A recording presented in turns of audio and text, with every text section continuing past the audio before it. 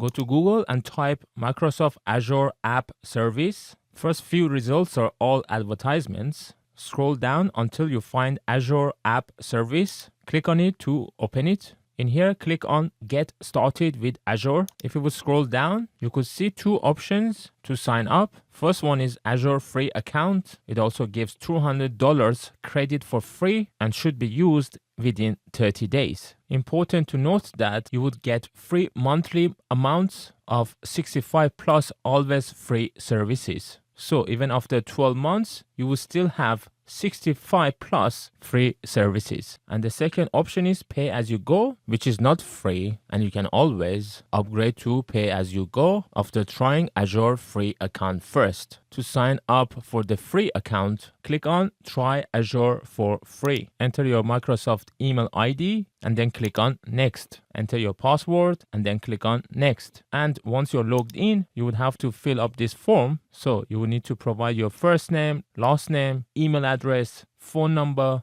and then after entering phone number, click on Text Me. Then you will get a verification code, enter it in here, and then click on Verify Code. You would need to enter your address. You would also need to agree to the terms and conditions, and then click on Next. And then you will need to verify your identity by using a credit or debit card. So enter your card details in here. Before signing up, it's important to note no automatic charges. As it says in here, after your credit is over, we will ask if you want to continue with pay as you go. If you do, you will only pay if you use more than the free amounts of services. So if you're happy, click on sign up. Then you will get a message, welcome to Microsoft Azure. Click on get started. You could skip or start the tour. And now we have signed up and this is Azure portal. So in the future, log in to portal.azure.com to access your Azure App Services. Watch my other videos on the screen to learn how to publish a website from Visual Studio directly to your Azure App Services.